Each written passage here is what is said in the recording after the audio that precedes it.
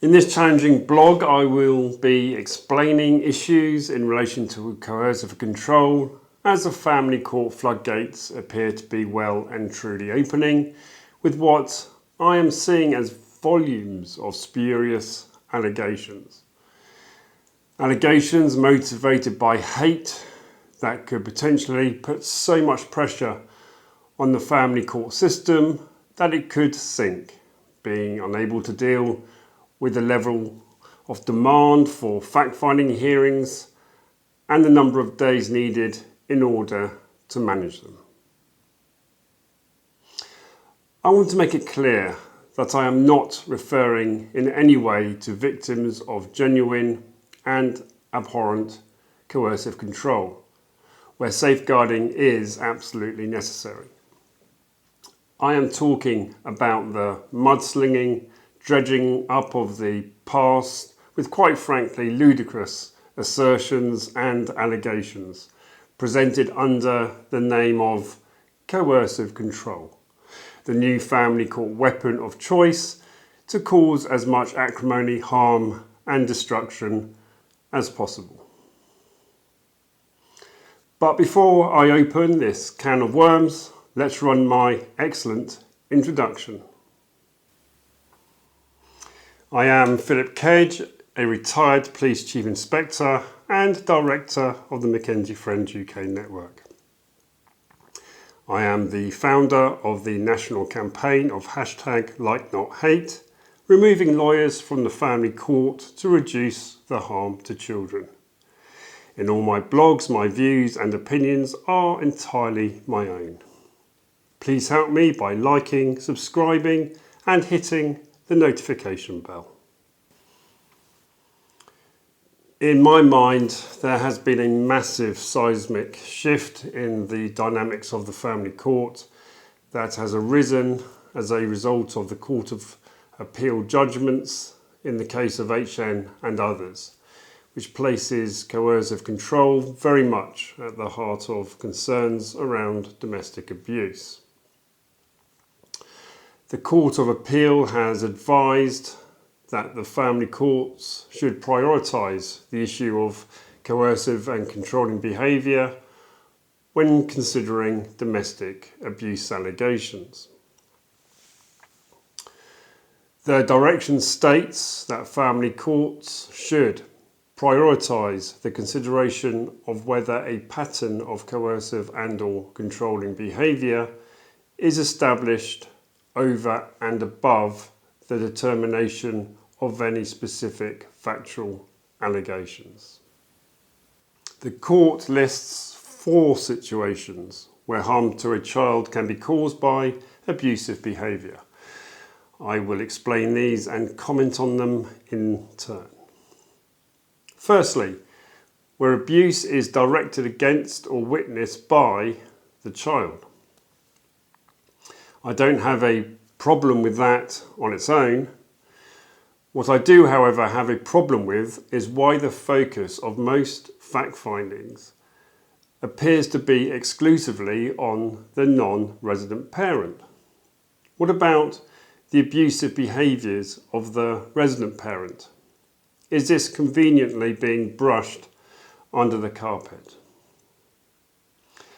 How much of a punch bag does a non-resident parent have to be before they fight back, when fighting back itself may be held against them for not demonstrating positive co-parenting?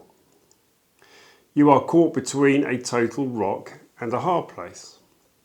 Take the punches, be labelled an abuser and jump through the hoops, or take a stance and be labelled as promoting acrimony, not understanding positive co-parenting and not being able to meet the emotional needs of the child.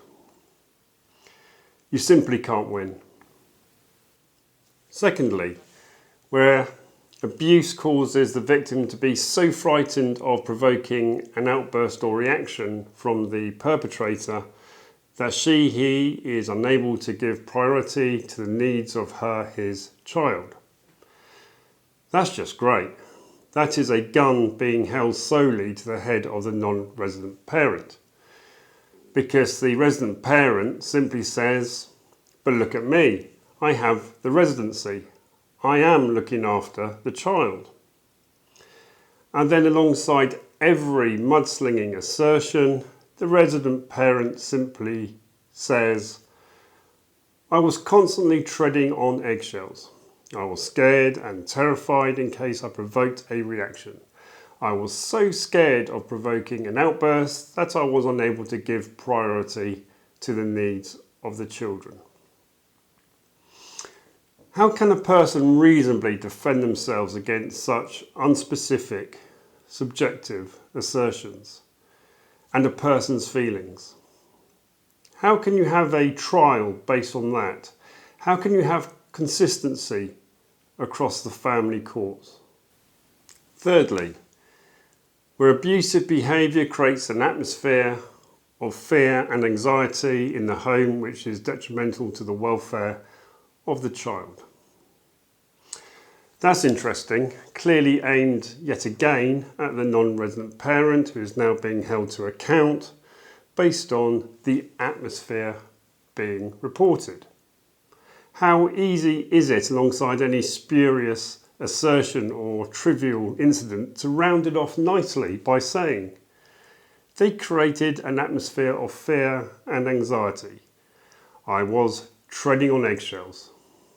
I thought I'd just get that one in again because it's proving to be very popular.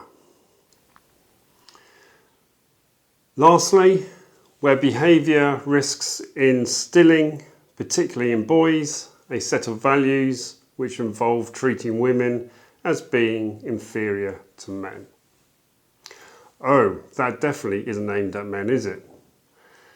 This is a no-brainer. Just say, I felt degraded and devalued as a woman. My opinion didn't matter.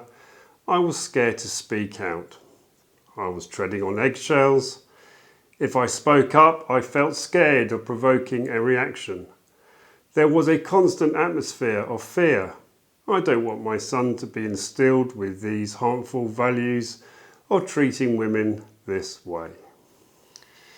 So, putting all these together, it's like a turkey shoot on the non-resident parent.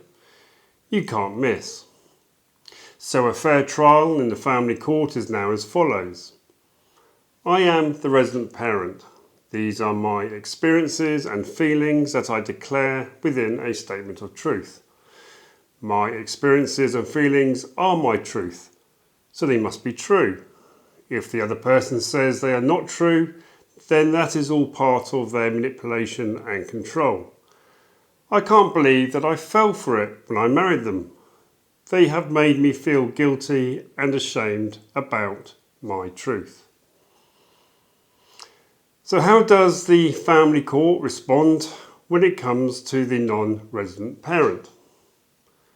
Guilty. You are a domestic abuser. No contact and off to a Depp course with you. Come back in 6 months, by which time little Johnny won't want to see you anyway. So actually, don't bother coming back at all. You are just wasting your time and clogging up the courts. This is all an absolute gift for Team Hate and their lawyers. The ultimate weapon of parental warfare has just landed in their laps, and boy, are they going to use it. I'm now seeing a significant increase in statements being produced by lawyers, often up to 50 sides of A4 paper containing nothing more than historical, dredged up mudslinging of utter nonsense, all packaged up under coercive control. I'm not joking, the dragging up of texts, emails and every bit of slightly inappropriate behaviour over the last 10 years, stitched together in statements that now resemble large manuscripts with the single intention of turning the family court into a gladiatorial arena to put their ex to the sword, with the victorious reward of reducing, minimising and denying child contact. And it's all so easy. Why not use the following as a free example? In 2013, they raised their voice in an argument and the children heard it. You can then cut and paste the following straight out of the Court of Appeal directions paper. It created an atmosphere of fear and anxiety in the home, which was detrimental to the welfare of the children. I was so frightened of provoking a further outburst that I was unable to give priority to the needs of the children. And don't forget to add my favourite line, it was like treading on eggshells. So what happens when a manuscript of 50 sides of hate lands at the feet of the family court and the non-resident parent? Well, it simply can't cope. And how can the non-resident parent even reasonably respond with any fairness or balance? The court will hold a short, usually 1 hour directions hearing to determine whether a fact-finding is needed. The court has a duty to consider the relevance, necessity and proportionality of any fact-finding hearing. But faced with a manuscript of hate, it has no choice. A fact-finding is pretty much guaranteed. And not only that, these are now being routinely set for up to 5 days. The lawyers can't believe their luck. All their paydays are coming at once. The directions on coercive control has created a gold rush.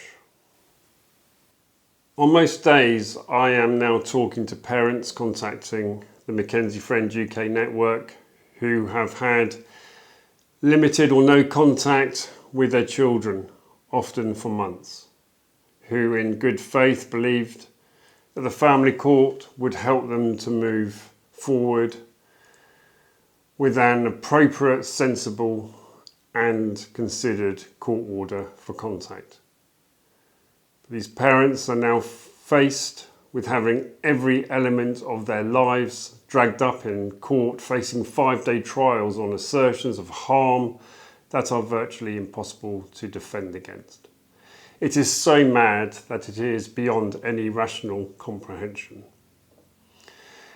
I have been to Crown Court trials with serious criminals getting serious prison time with fewer days in court. What on earth is going on? In my mind, these family lawyers know exactly what they are doing. They don't care about anyone or anything except how much money they can make. I believe that I am seeing nothing more than a financially motivated exploitation of the family court system on the back of the Court of Appeal directions on coercive control. So let me bring this to a conclusion. The intention of this blog is to set the scene. What will follow in the weeks to come will be a series of blogs that I hope will dismantle, expose and lay bare what is happening in the family courts. The inexplicable and irrational lunacy of the system. And what I find totally sad, desperate and depressing is that these spiteful, malicious and venomous parents pursuing their paths of hate with the full support of their lawyers are undermining and harming the true victims of serious abuse. The voices of real victims with genuine child safeguarding concerns may well be lost as thousands of spurious allegations now clog up the family court system and potentially brings it to its knees. Unless the court gets a grip on it fast, it could very well sink under the pressure, which on reflection may not be a bad thing at all, particularly if it disappears under the waves for good. Thank you for listening.